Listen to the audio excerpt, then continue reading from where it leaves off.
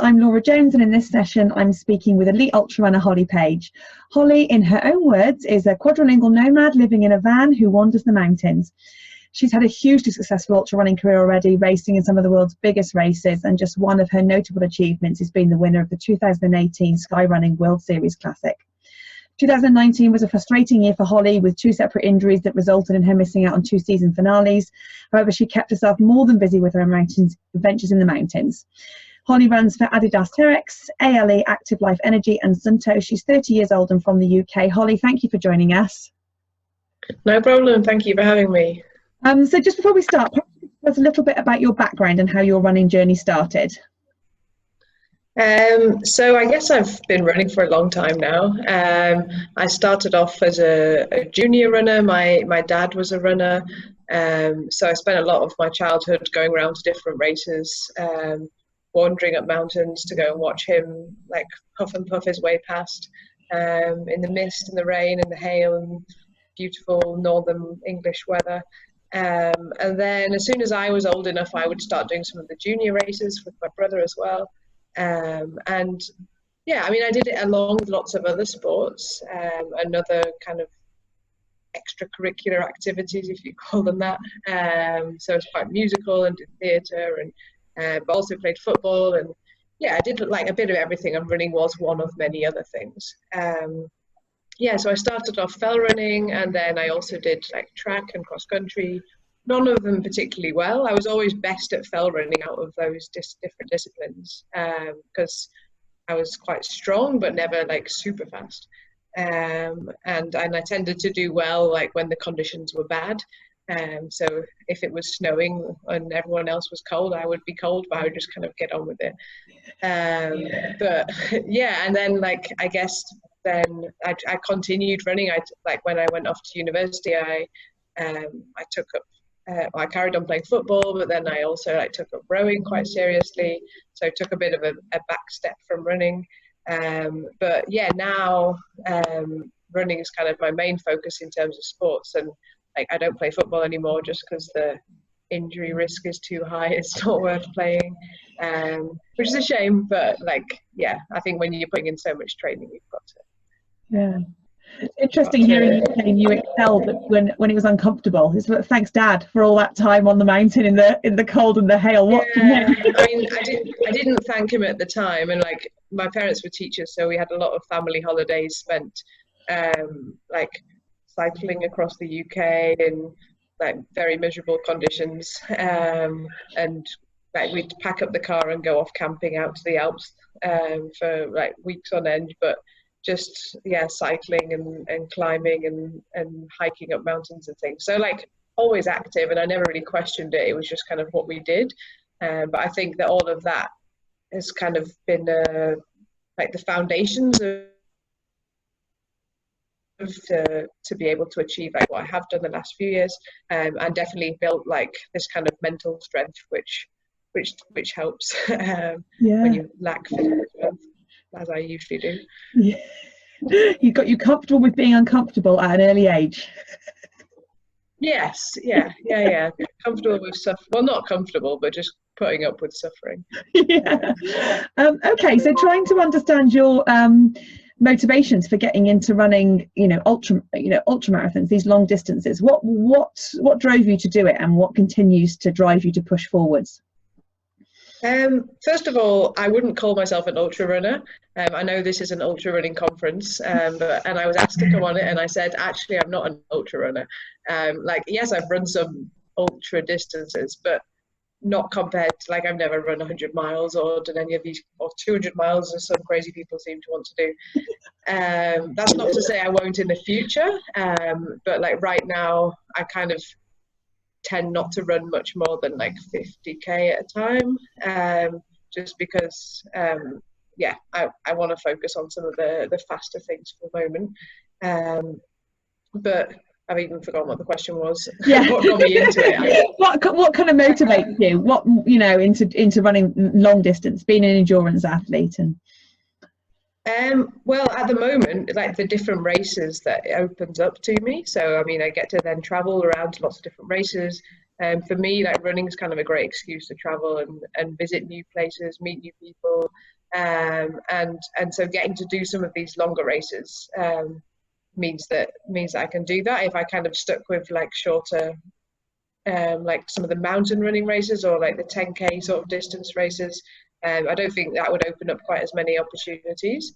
Yeah. So yeah, it's nice to do some of these longer things. Yeah. And also then it means that the training for the, like I do lots of sky running and up in the mountains, it means that I kind of for training spend a lot of time in the mountains, which is great.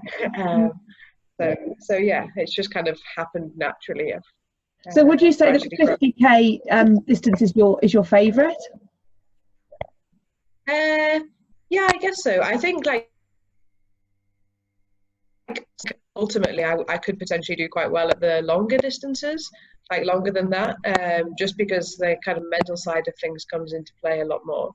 And that's where I think I'm stronger mentally than I am physically.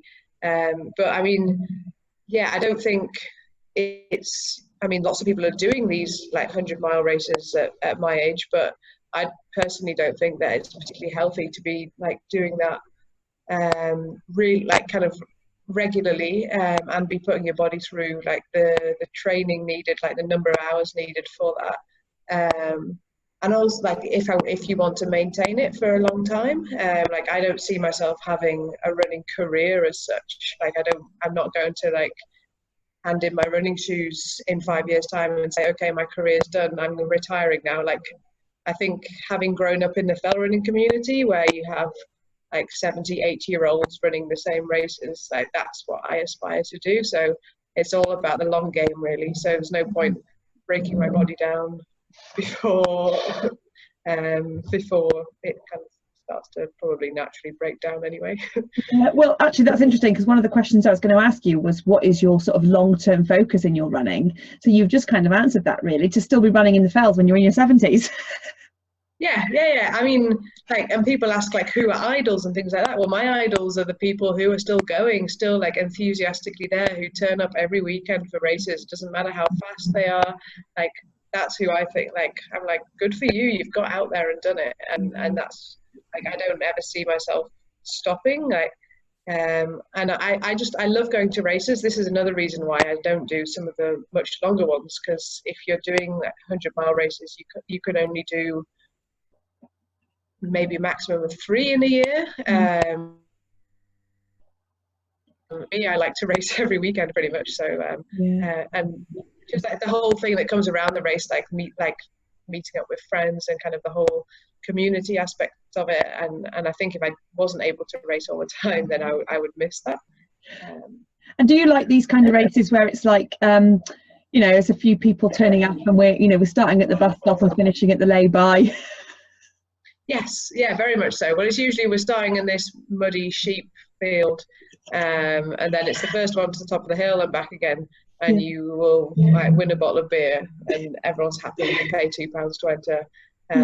Like the low key things is what I really like. I mean, there are more and more of these big, like commercialized races, and but to be honest, like what I love most. Like, yes, I travel around too. I can't say that I don't do that, but I love nothing more than then coming back to the UK and doing races, like just really low-key local fell races, where you get some really fast people, like some really talented athletes, but no one takes themselves too seriously. Like first person will talk to the last person, you know, it's none of this like all wearing lycra with their shaved legs and like fancy hydration vests and calf sleeves and everything. Like, you just don't need it. So yeah, I like the kind of basics of it all.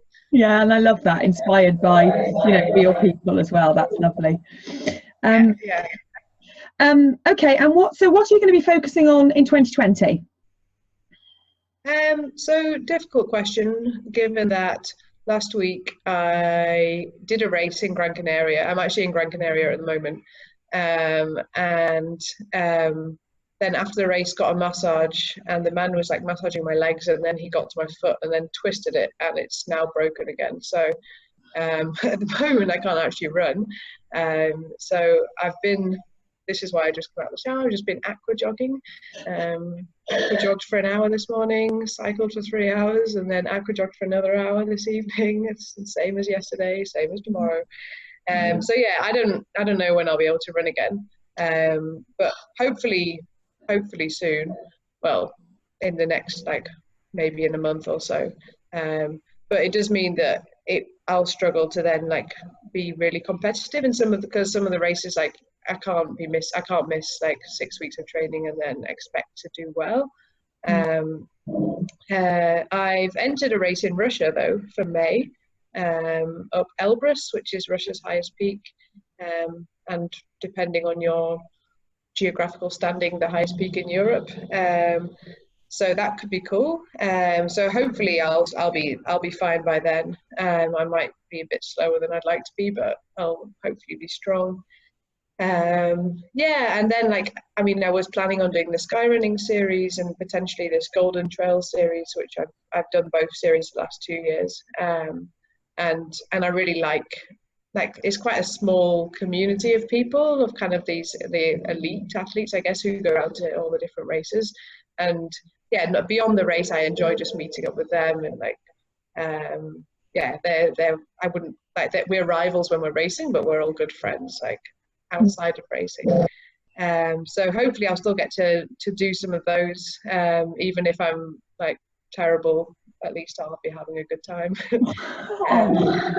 So, and then yeah, hopefully just like drink lots of milk and take calcium tablets and hope that my bones stop breaking. So yeah, I mean, life could be worse. I'm like, oh dear, I can't run, but I'm on a lovely sunny island cycling around. Like, yeah, it's okay. Oh, you've really had a challenging time. Shit happens, so they say. Yeah. Okay, so when you're not injured, how do you manage to fit your training into your lifestyle? What does a typical week look like for you? I don't have a typical week. I'm like, I never spend more than a week in one place. Like genuinely, since I was living out in South Africa for work, and then I was in one place for a year, but actually traveling loads for work. And yeah, I mean, I spend a lot of time traveling around, and like the summer, I bought a camper van, so I spend the summer kind of going around in my van.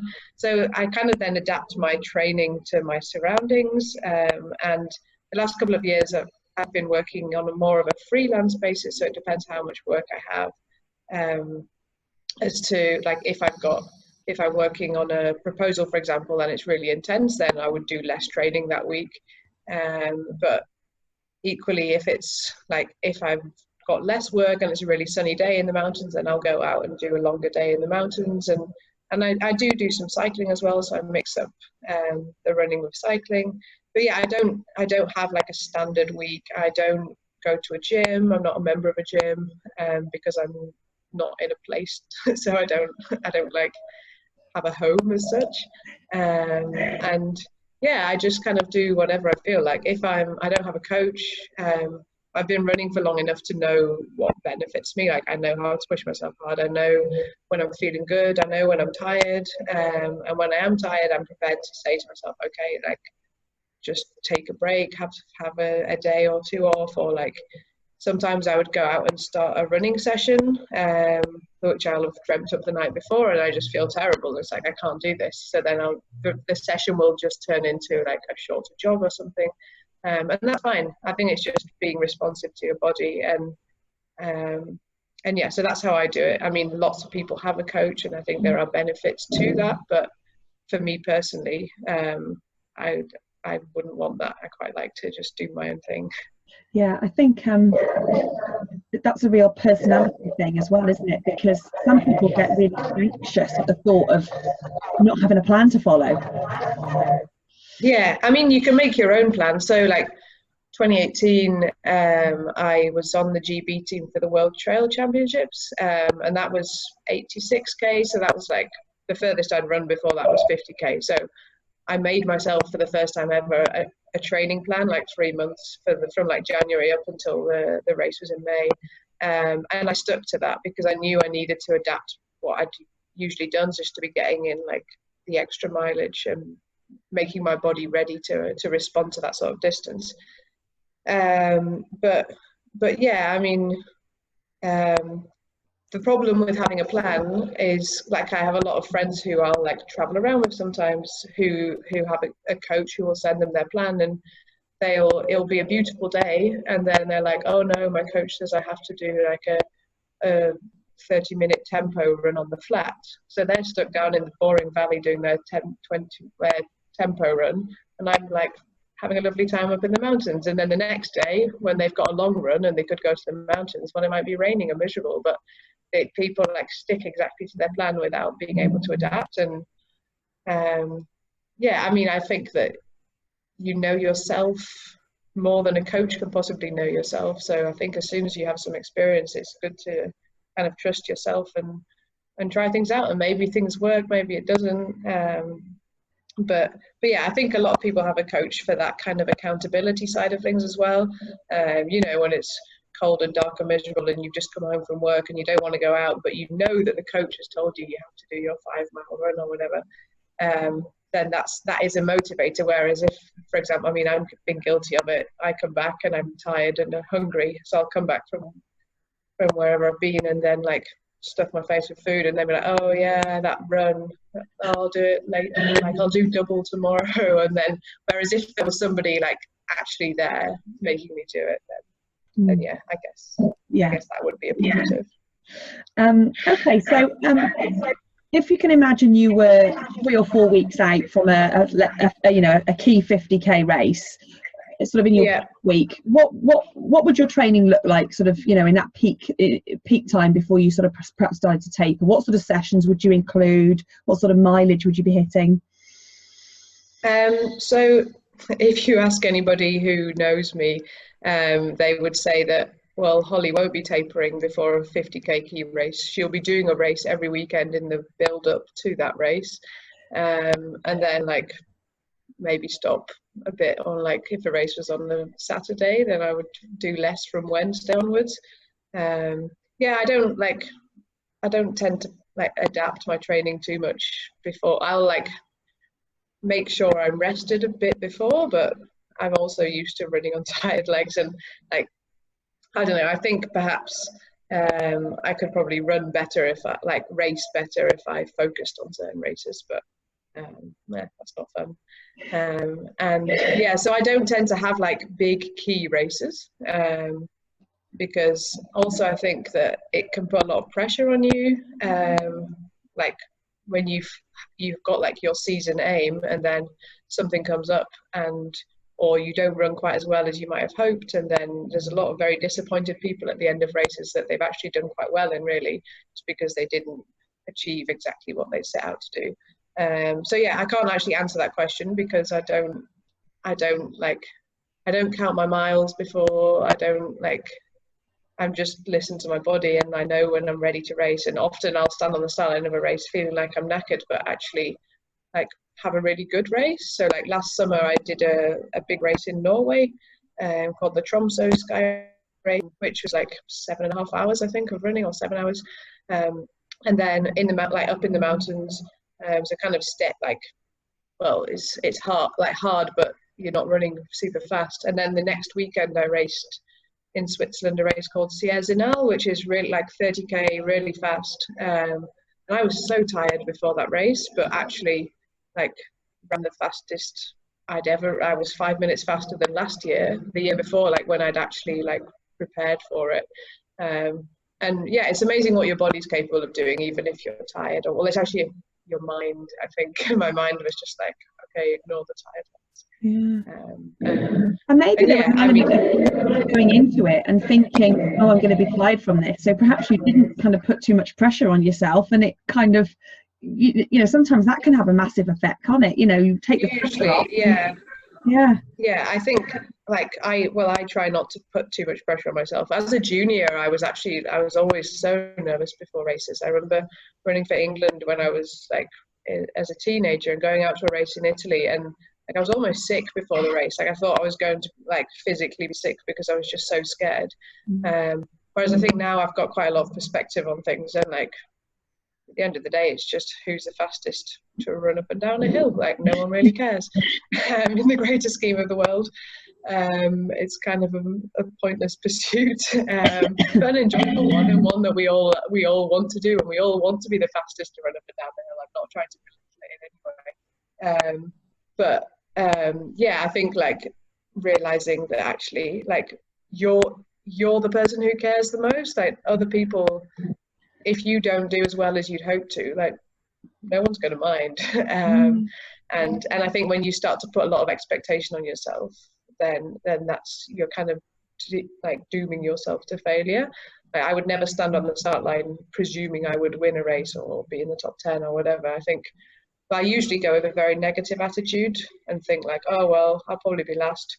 And then if you start very negatively, then you can't go back from there. Like, you can only finish positively. So yeah, it's good to be negative. That's one of the always Holly's top tip is always be pessimistic. I was going to ask you about the mental side of ultra running and what strategies you use to get you through, you know, a race and when it's difficult. So that's one there. That's Holly Page's top tips. Yeah. And like, yeah, because then, yeah, if you think you're going to do badly, and then it's really motivating when you're then like, oh wow, like I'm ahead of this person, and I never expected to be. But then, like, when things get difficult, I think it's good to have experienced that sort of thing in training as well, or just through racing. Like, I mean, no training is as hard as when you're doing a race, like putting yourself in that situation. And so then, yeah, you know how to cope with things when they come up. Like, you might run out of food for whatever reason, but you know, if you've done that before, probably accidentally, then you know that like your body can push through.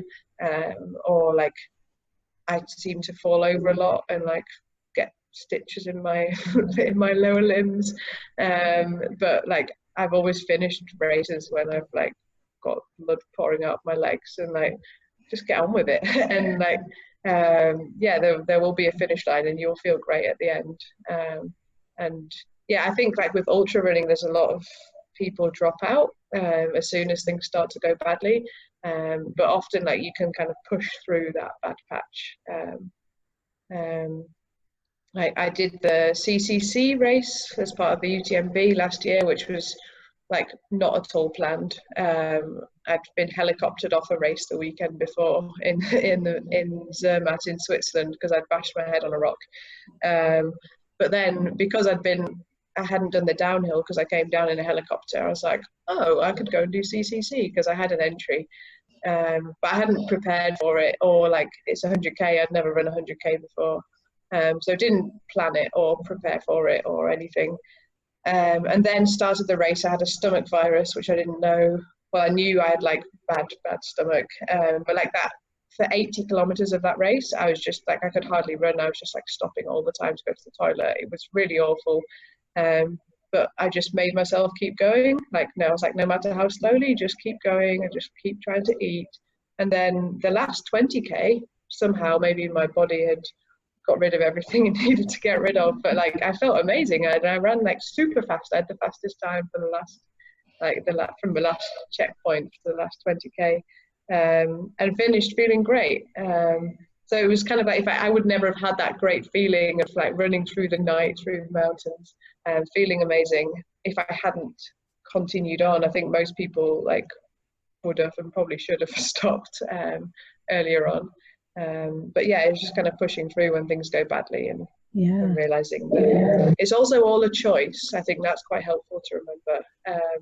Like in most cases, we've paid to do a race. Like we don't have to be there. You could be anywhere else. You could be sat on a beach like most normal people spending their holidays. But no, you've like paid far too much money to go and suffer like running 100k through wherever you might be running 100k. And so like, yeah, things go badly, but you know things are going to go badly. If like, I think like having a really clear plan is not always the best option either, because well, you need, or at least you need a plan B or a plan C as well, because if things start to deviate from that plan, you need to be prepared for that as well, and be prepared to just kind of soldier on no matter what, and enjoy some beers at the end. You are definitely made of strong stuff. Well, blame the parents. Yeah. Okay. Can you give us a quick overview of what you like nutrition and hydration wise during a race? What works for you? I'm like, I don't think I've fully nailed it yet because I always seem to have stomach problems. But like I'll for races that most of our races are kind of like 4 or 5 hours, and I'll just have gels. I'm sponsored by a Polish nutrition company called Active Life Energy. If anyone wants to try their things, they're actually really good. So I'll have some gels. Like, I find it hard to eat bars if I'm running really hard. Like, I think in a longer race where you're not like feeling like you're going to die at every moment, you can probably get some bars down you. And then I think as soon as it gets over about 5 hours, you need to start eating a little bit as well, rather than just relying on gels or like powders in water. Like that CCC race I did, I had like sweet potato and had some rice pudding. Like, I think like the races where you have an aid station where you have the crew, I think it's good to have just a mixture of all sorts of things, so that you I mean, you don't know how you're going to feel. What you might normally like might actually be like repulsive like 80 kilometers into a race. So it's good to have like a big variety of different things.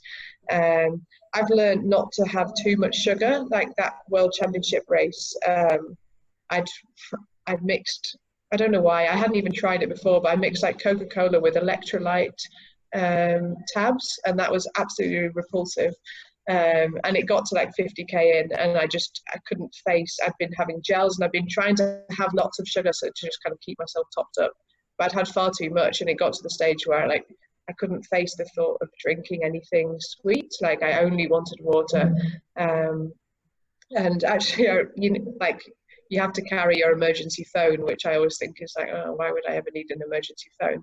I actually called my mum, who was at the next aid station, to say to her, like, please get rid of the sugary drinks. Like, I just want water. I just want water. Like, it was another 20k till I got there, but like, I was like, yeah, just desperate for water. And so I think, yeah, making like probably practicing or trying to simulate the same environment, perhaps in training, or yeah, and always having something savory as well, particularly on those longer, hotter races, because your body needs salt. Like crisps are great, salty potatoes. Yeah, lots of it's kind of gross actually when you think about, like, as runners we kind of try and eat reasonably healthily throughout our training and things, and then you get to a race and it's just like shoveling crisps in your mouth, like covered in sugar, like spitting out Coke. Like, it's pretty gross, but that's why we love it. That's why races, you just get to eat tons. Okay, and what about clothing and gear? Anything in particular that you really rely on, really rate? I mean, I'm like having the hydration vest, which everyone seems to have nowadays. I mean, I grew up just having a little bum bag. That's what fell runners had, and still have. You just carry everything around in that. But actually, these, like the hydration vests where you've got the 2 drinks, bottles just there, is really handy. Other than that, like, I just wear a vest and some shorts and some shoes and good to go. I discovered poles in November when I'd also like fractured my foot before. I was in Nepal and then Oman and then South America, but like doing lots of hiking and to take the pressure off my foot, I used poles, and I think they were pretty helpful for the uphills. I like the CCC race, I didn't use poles in that. I think when you're running you don't need poles, but if you're doing a lot of like uphill hiking, then I think they'll help. And I mean, yeah, I've not done the really long races, so I can't comment on whether or the pros and cons of poles, but everyone seems to have them, so they probably are useful. I just have like the body strength of a grasshopper, so it's not not ideal for me. Okay, so we just last few questions now. Yeah. First of all, what is the best piece of running advice you've ever received? I don't know. But probably just, actually, like, I remember as a junior, my dad would say to me, like, oh, the race isn't over until you cross the line.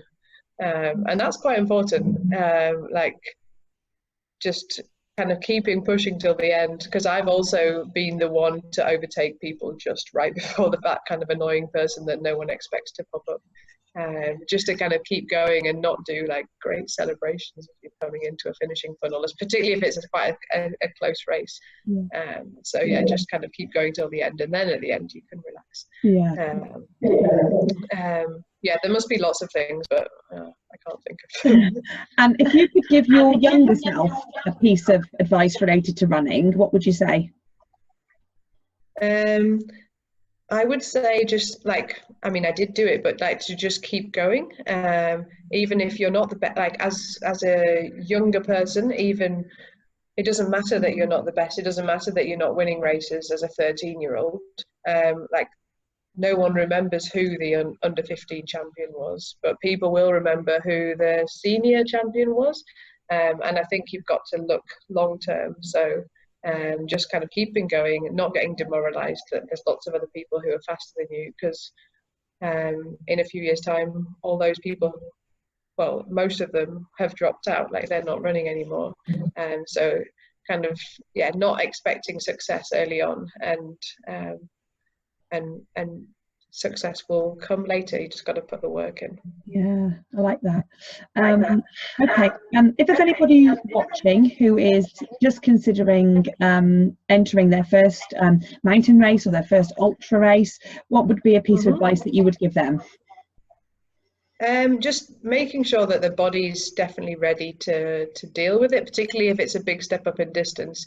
I have a little pet hate, which probably people will hate me for saying, but there's a lot of people who start running and they go and do a road marathon, or they do their a 10K, then a half marathon, and then a marathon, and then they're like, okay, I'm going to do an ultra. So they do their 50K, and then the next challenge is 100K, the next challenge is 100 miles. And actually, I think that you've got to be careful not to just keep seeing the distance as the greatest challenge. It doesn't, like, I think it's important to kind of get some speed as well on some of the shorter distances, and to do well at those, rather than always looking for the next distance challenge, because that's when people end up breaking themselves, because they go too long too soon. I think rather than being like, I'm an ultra runner, I can run 50K, well, just stick with a half marathon and like get faster at those, and then start to build it up if you feel that you need to. But I think it's great having this boom in ultra running, but it's not the be all and end all. I think actually it's harder to run like a 20K trail race, which is like really fast. That's more taxing than running like really slowly for 50-80K. And so I think that we shouldn't just, it's important not to just judge races based on distance, but also make sure that that there's some speed in there as well. Yeah, that's good advice. And what about anybody who is watching, who perhaps is already, established in ultra running, but is wanting to get quicker, wanting to improve? What would be advice you could give them? Just making sure to keep doing some speed work. I mean, even if you're training to run 100K, like doing a park run is not going to do you any harm, and like it still builds strength as well, doing faster things. I think making sure to fit in some speed work and running with other people also, it helps a lot. Like you can push yourself much harder if you're running with other people than you do if you're on your own. Yeah, that's really good advice. I think that just about brings us to the end of the session. So thank you so much for joining us, Holly. Yeah, no problem. and really hope you have a fast recovery. So do I. Yeah. And keep breaking. We'll put the links below the interview so everyone can go and follow you online, and hopefully we'll see you back in action very soon. Thank you everybody for joining us, and thanks again, Holly.